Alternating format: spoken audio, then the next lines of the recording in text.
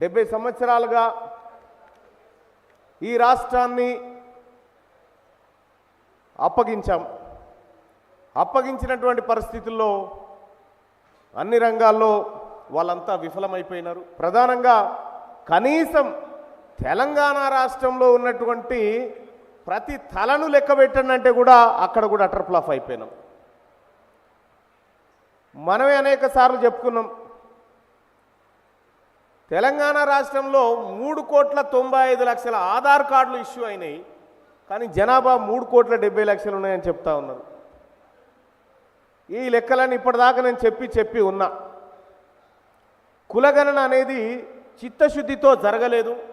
అందులో ప్రధానంగా ఈ కాపు వర్గాల్లో వస్తున్నటువంటి ఆందోళనకి అర్థం ఉంది.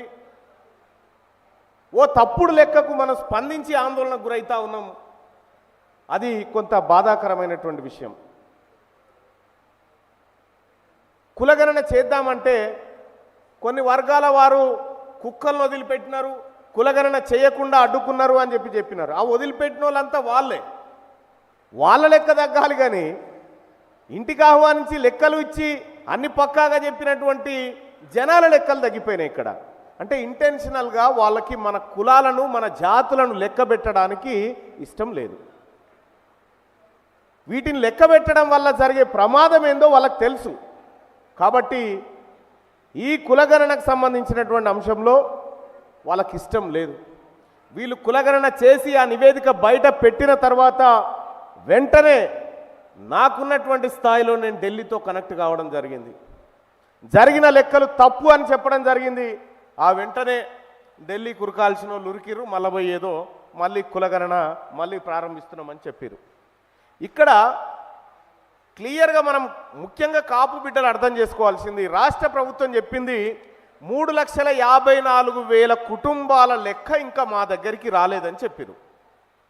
అంటే ఎవరెవరు కులగణనలో పాల్గొనలేదో ఆ లెక్క అవుతుంది కదా.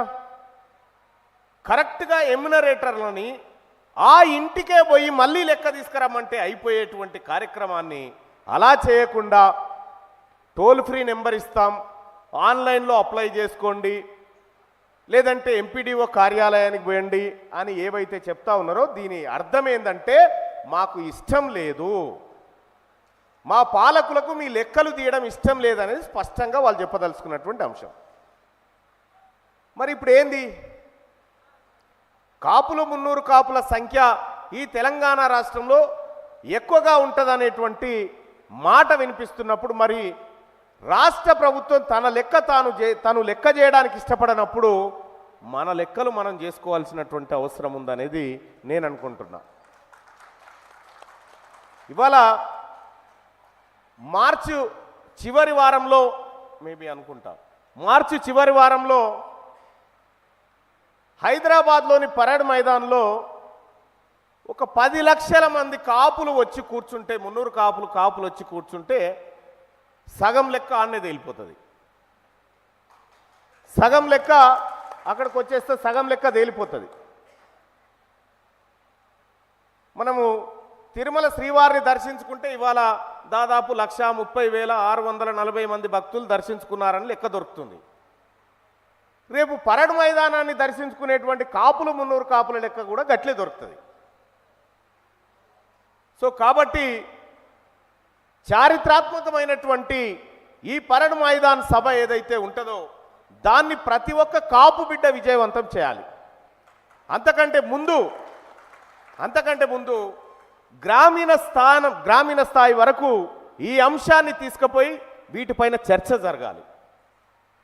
మనం ఎందుకు పరేడ్ మైదానం పోవాల్సినటువంటి అవసరం ఎందుకు ఏర్పడ్డది, ఎందుకు మన లెక్క తగ్గిందనేటువంటి చర్చ కనుక మన గ్రామీణ ప్రాంతాల్లో ఉన్నటువంటి కుటుంబాల్లో జరిగితే పరేడ్ మైదానం అల్కగా నిండిపోతుంది. అయితే ఇప్పుడు చాలామందికి ఉన్నటువంటి ఆశ ఏంది, ఆ వర్గాల్లో ఉన్నటువంటి వాళ్ళకి వీళ్ళు రారు కలవరు, పరేడ్ మైదానాలకు ఏం దొక్కొస్తారా వీళ్ళు రారు అనేటువంటి ఆలోచనతో ఉన్నారు. బట్ నేను నమ్ముతా ఉన్నా మార్చి చివరి వారంలో పరేడ్ మైదానం నిండిపోయే విధంగా కాపుల సభ 300 కాపుల సభ ఉండబోతా ఉంది. అదొక్కటి చాలుగా, అదొక్కటి సరిపోతుంది. ఎస్, తెలంగాణ రాష్ట్రంలో మున్నూరు కాపుల జనాభా కంటే రెడ్ల జనాభా చాలా తక్కువ. తెలంగాణ రాష్ట్రంలో ఉన్నటువంటి కాపులు మున్నూరు కాపుల జనాభా కంటే వెలమల జనాభా అత్యంత తక్కువ. మనందరికీ తెలుసు మనం ఎక్కువ ఉన్నామని, వాళ్ళు తక్కువ ఉన్న మాట వాళ్ళకు కూడా తెలుసు. సో మనం వాళ్ళకంటే ఎక్కువనే ఉన్నాం. ఓకే, ఏంది మరి నెక్స్ట్? What next? ఇవాళ 1931లో కులగణన చేసుకున్నాము.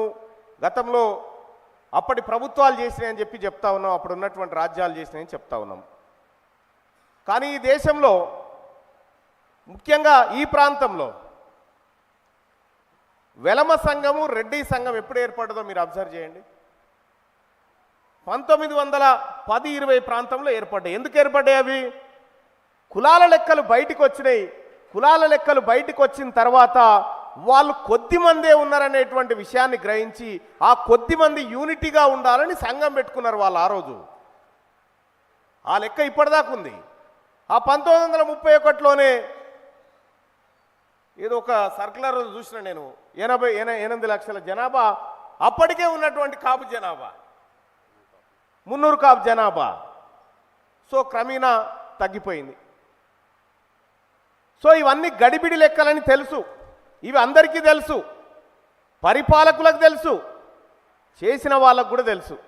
స్వయాన నేను కొంతమంది మన కాపు అధికారులతో, మున్నూరు కాపు అధికారులతో మాట్లాడినా. వాళ్ళు కులగణనలో పాల్గొన్నటువంటి అధికారులతో మాట్లాడితే వాళ్ళు క్లియర్గా చెప్పింది ఏంటంటే, మా పైన మమ్మల్ని కోఆర్డినేట్ చేసే వాళ్ళకి ఇంట్రెస్ట్ లేదు, త్వరగా కానివ్వండి, తూతు మంత్రంగా ఎంత అయితే గంత, పర్యవేక్షణ లోపాలు చేసిండ్రు అనేటువంటి క్లియర్గా అర్థమైంది. ఇక్కడ దాని అర్థం ఏంటంటే, మనం ఒకసారి క్లియర్గా అర్థం చేసుకుంటే, కులగణనను సక్సెస్ చేయాలి అనేటువంటి ఆలోచన కనుక రాష్ట్ర ప్రభుత్వానికి ఉంటే ఏం చేస్తారు? ముందు రోజే ముఖ్యమంత్రి గారు ఎమ్యునరేటర్ని పిలిచి ఈ రాష్ట్రానికి ఆదర్శంగా ఇగో నా కులాల లెక్కలు తీసుకొని ముందు రోజే చేయాలి. అది చేయలే. పోనీ గతంలో 2014లో కేసీఆర్ గారు చేసినప్పుడు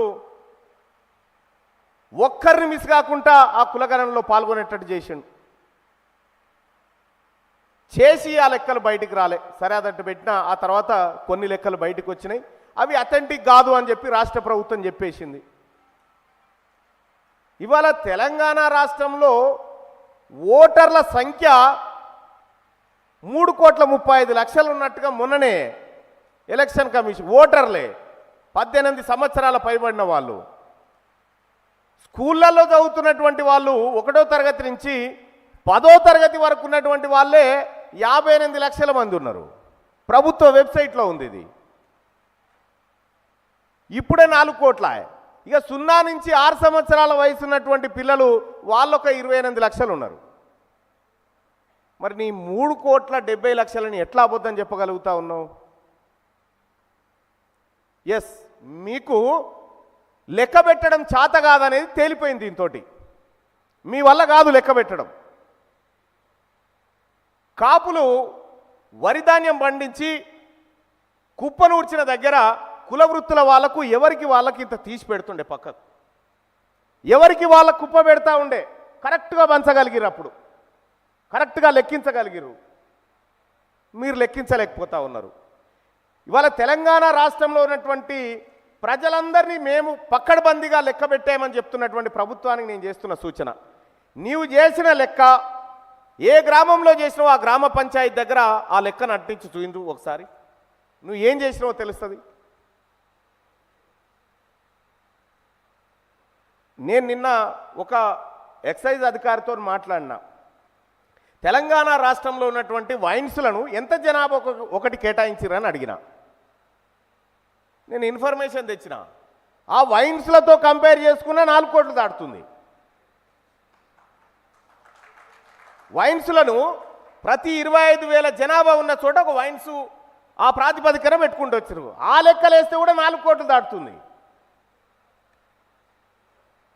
మరి ఇవాళ తెలంగాణ రాష్ట్రంలో కుక్కలను, పందులను, గాడిదలను, గుర్రాలను ఎన్ని ఉన్నాయో లెక్క పెట్టినాం. కానీ మనుషులను ఎన్నున్నో లెక్క పెట్టలేకపోతున్నటువంటి వైఫల్యం ఏదైతే ఉందో ఇది వైఫల్యం మాత్రమే కాదు, నిన్ను తొక్కి పెట్టడానికి చేస్తున్నటువంటి ఒక కుట్ర.